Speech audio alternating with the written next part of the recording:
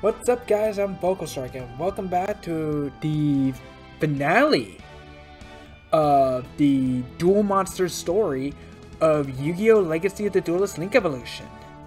Last time we ended the Waking the Dragons arc, and this time we are going to go on to the final duel.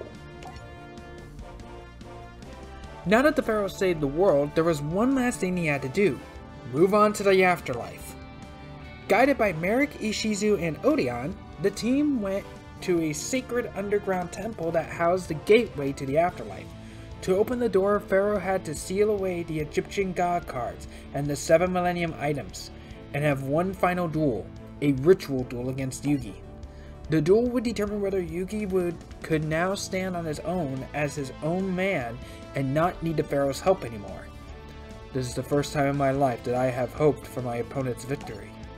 But in order for this duel to truly test our readiness to separate, I must fight with all of my strength.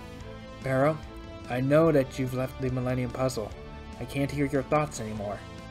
But somehow, I still know what you're thinking, and I feel the same way. If you taught me anything, it's to put your heart into your deck and duel with everything you've got. That's exactly what I'm gonna do. There is an audience, of course, and it did not have to be Yugi to fight the Pharaoh. It was of the Pharaoh's choosing. And both the Pharaoh and Yugi did agree that they would be dueling each other to all their capabilities. They also do not know what each other holds in their decks. In the anime, at least, he has all of the Dark Magician monsters that was released at the time, so Dark Magician Girl, etc. That did not require the Eye of Timaeus, because after waking the dragons, the 3 dragons, Critias, Timaeus, and Hermos, all left the world, as they were no longer needed. But he also has all 3 Egyptian god cards in his deck.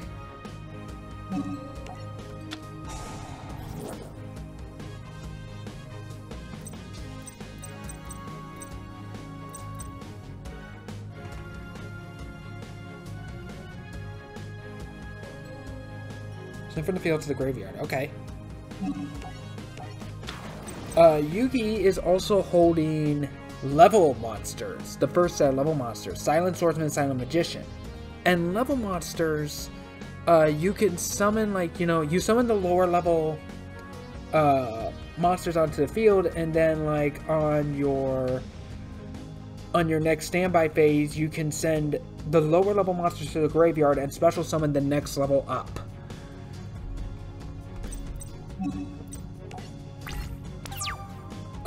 Something I should also mention, I can't believe I didn't even mention this, is that how could I talk about Waking the Dragons arc and not talking about their really cool looking duel disc? Waking the Dragons is honestly where they really start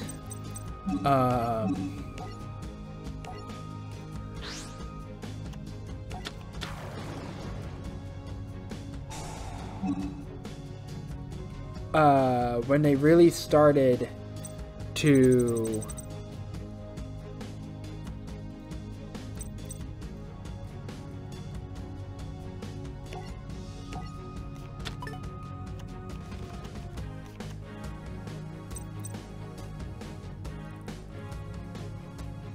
yeah, this is after my debt to my hand, so I should be able to special summon it.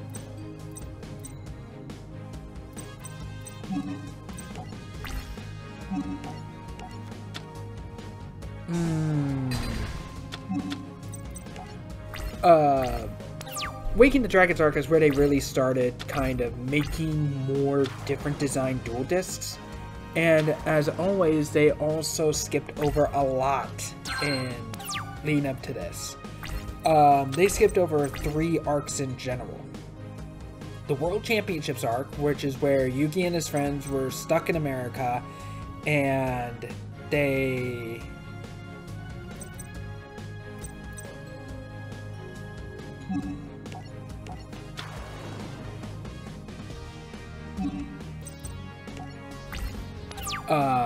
they needed to, and they had no way back.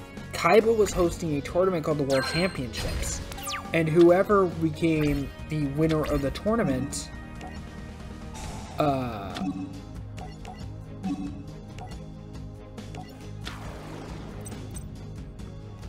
would have the chance to face the champion, which was Yugi.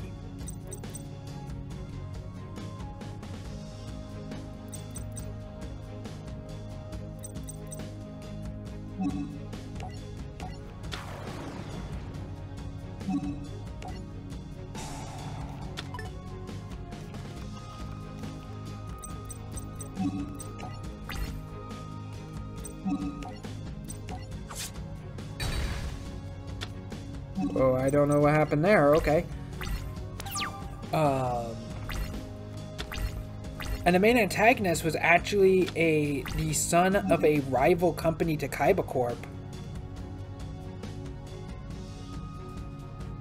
Yes.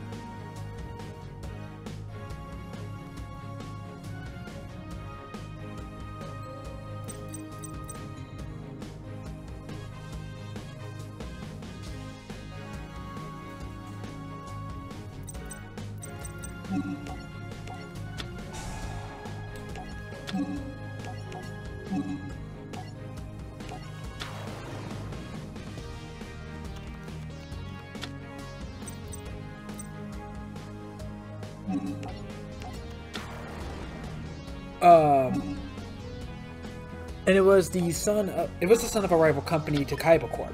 And the company used to make weapons similar to Kaiba Corp in the past before the son took over. It basically mirrored Kaiba Corp in every way, shape, and form.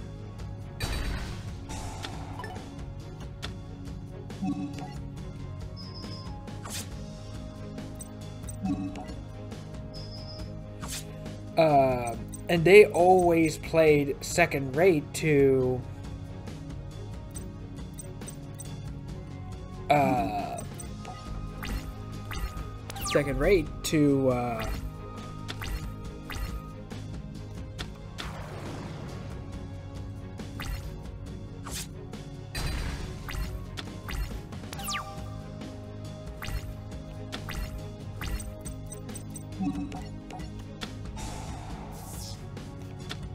Oh, right. Level 7. Negate all spell effects on the field. That includes my own.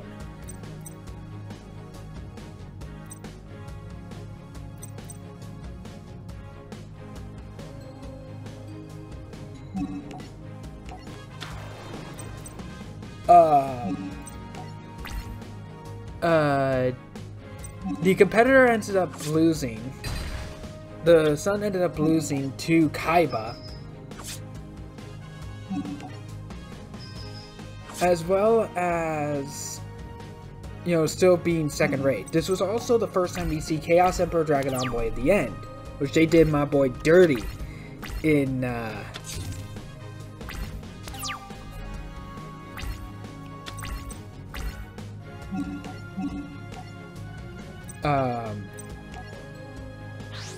during one of the more fairly recent card erratas. And it looks like I'm actually going to win. Another one that they skipped over was the Capsule Monsters arc. And the Capsule Monsters arc, Yugi and his friends are trapped in another world, and they have to use capsule versions of dual monsters in order to win, in order to escape. And they have to defeat the evil side of the spirit of a king who once held the Millennium Reign before Bakura did. And his capsule monster was Reshef the Dark Being. And if anyone who's played Reshef of Destruction would remember that name and should know that monster well. Hey. Damn allergies.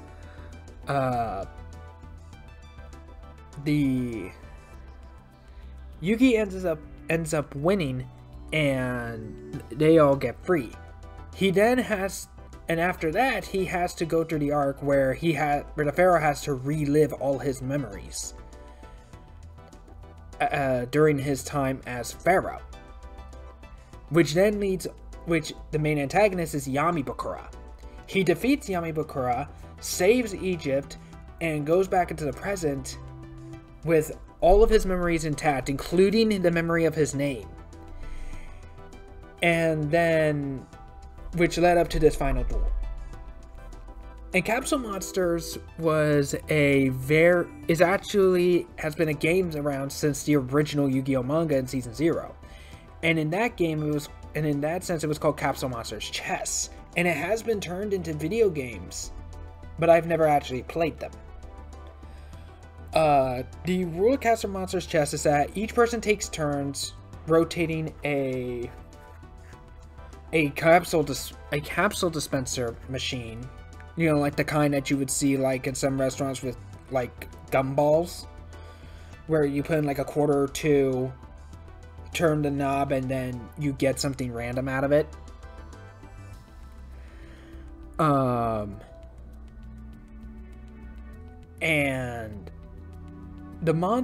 And you and your opponent each take turns getting capsules until you both have 5 capsules, and the monsters range from levels 1 to 5. You place the capsules on the board in any position you want that's on your side. You then actually lift up the capsules to actually see what you got. And the boards could be arranged to fit different terrains, hills, mountains, etc., plains, rivers, whatever. Even evolution spaces that you could use to power up your monsters. To power up your lower level monsters, making them higher level and making them stronger.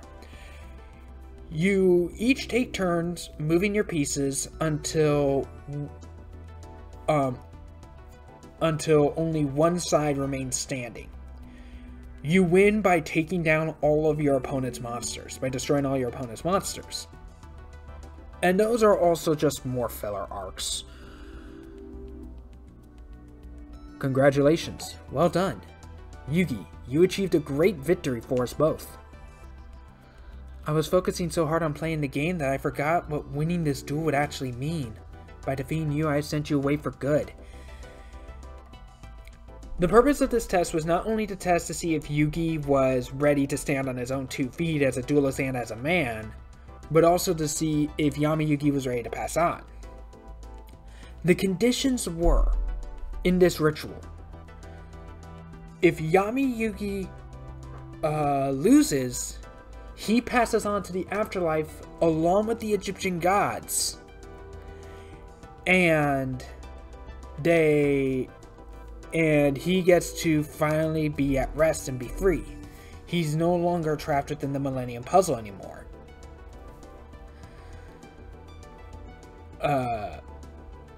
And also note that the Egyptian gods are gone now if Yami Yugi loses, so they leave the world, never to be seen again, as their power will no longer be needed. The Millennium items will also be sealed away and buried, so because their power will no longer be needed anymore either.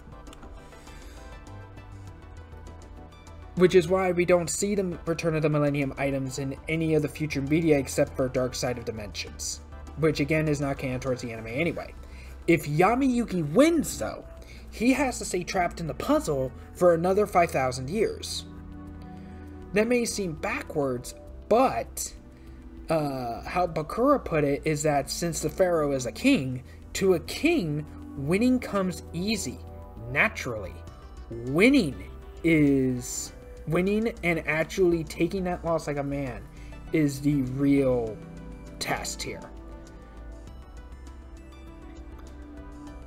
And there was an audience. Odeon, Ishizu, and Merrick were watching, as was Kaiba and Mokuba. Keep in mind that in the manga, Kaiba and Mokuba are not there watching the final duel. As well as all of Yugi's friends. At least the main ones. Taya, Tristan, Bakura, Grandpa Moto, Joey. They all saw this duel and are all seeing him move on. Which was a bit of a bittersweet moment. No, You have opened the door for me. Thanks to you, my spirit can finally be at rest once again. I'll be back where I belong.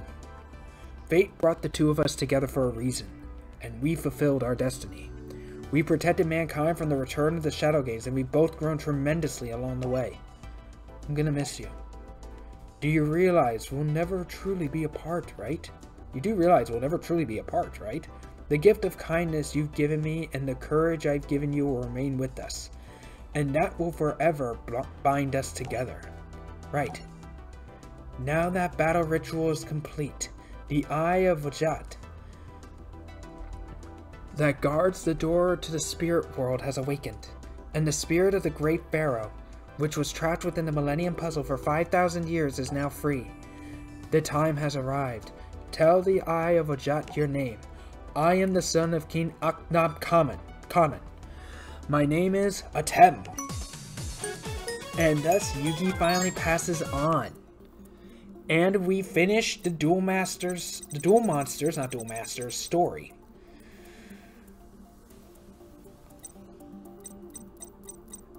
Yeah, quite the journey, huh? Something I should also note is that I guess this is going to be somewhat of a fairly short episode because I want to start GX in a completely fresh one. A completely different episode, like in the next episode. In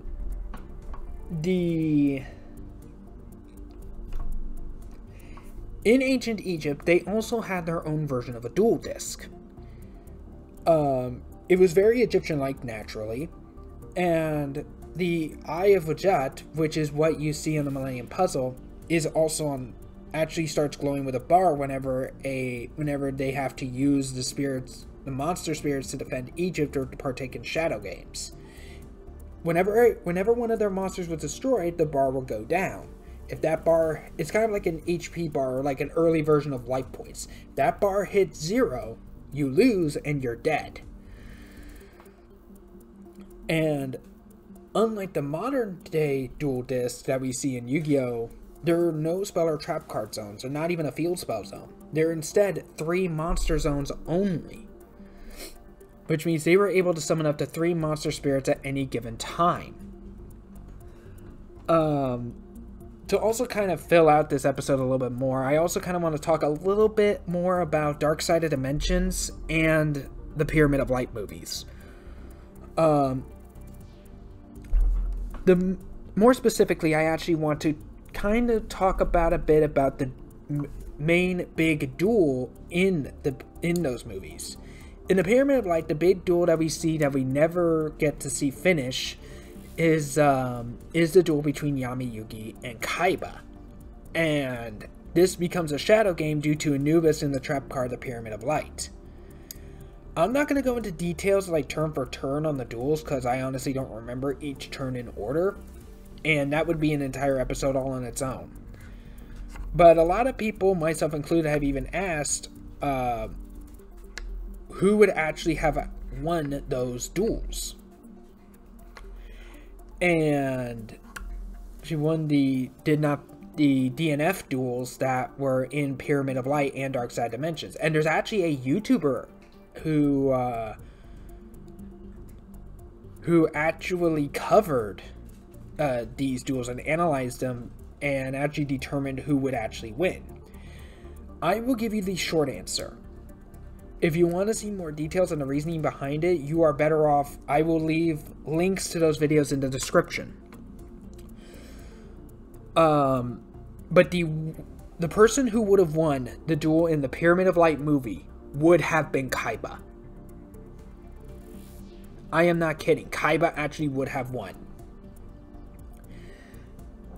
However, in the Dark Side Dimensions movie, Kaiba has a brand new dual disc, which you should be seeing on a picture up on screen thanks to editing. Thanks to the magic of video editing. It's a glorious thing.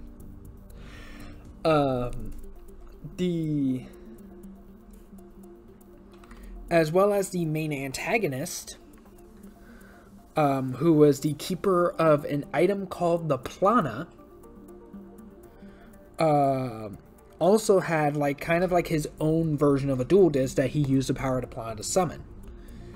And they actually had like their own version of a duel, where I forget the name of the actual duel like type it was called, but basically when you summon a monster, it starts off with 0 attack and defense points. If you, depending on its position, if you want to actually put power into your monsters, you actually have to charge it up yourself using your own inner strength, your own life energy. However, you cannot go over the monster's base stats. So like for example, the blue eyes could be anywhere between 0 and 3,000 attack points, for instance, in those types of duels. You could not go over that.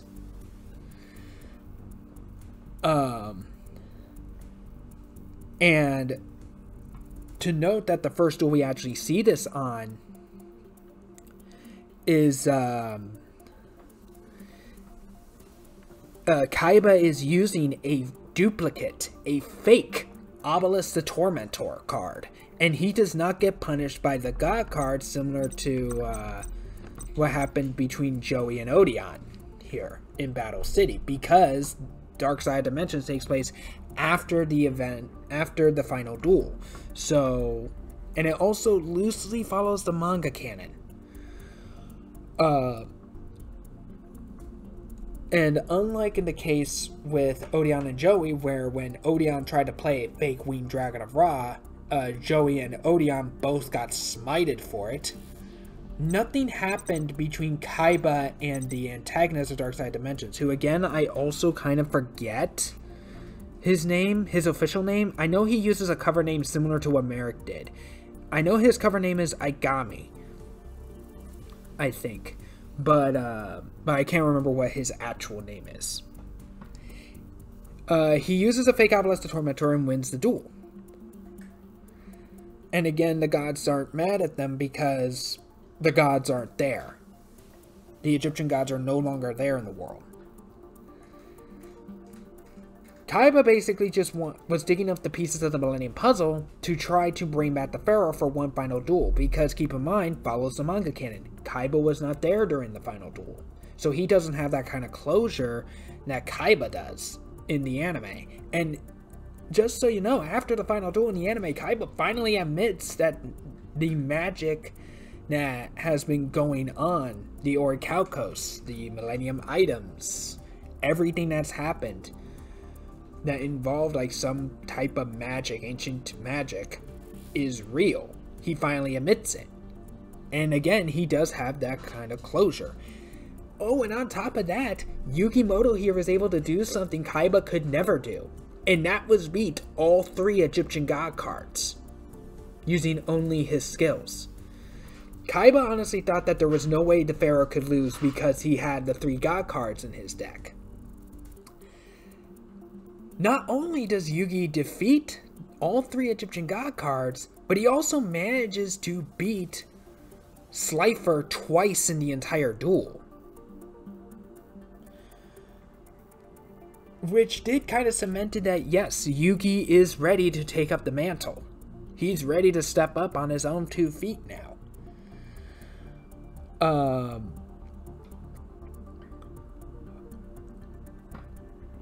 So, in the duel between Yugi and Kaiba, which also as a little extra note, that was also a nice little touch, is that the Dark Side Dimensions movie starts the duels with 8,000 life points. Not 4,000, not 2,000, 8,000.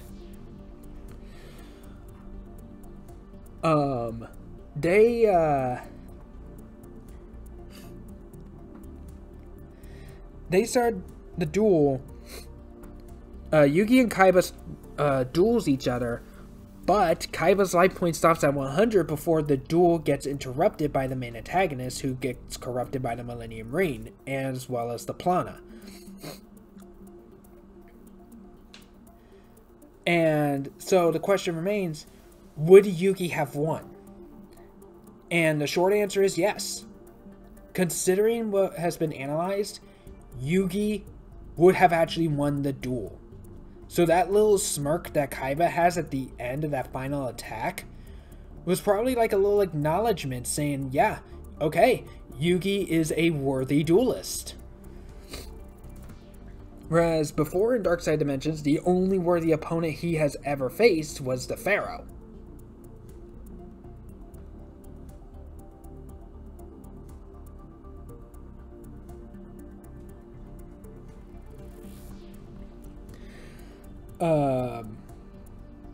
Again, I will leave links to the more analytical videos that I've seen down in the description. There are really only 2, and I honestly agree with him.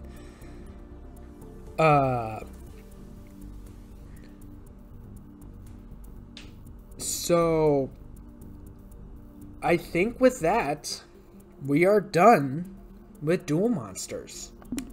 So in the next episode, we will be starting Jaden's journey and going to Duel Academy in Yu-Gi-Oh! GX. Thanks so much for watching. Like, comment, subscribe. Thanks very much for watching. Like, comment, subscribe. And hit that bell for notifications. And I will see you all in the first episode of the Yu-Gi-Oh! GX story.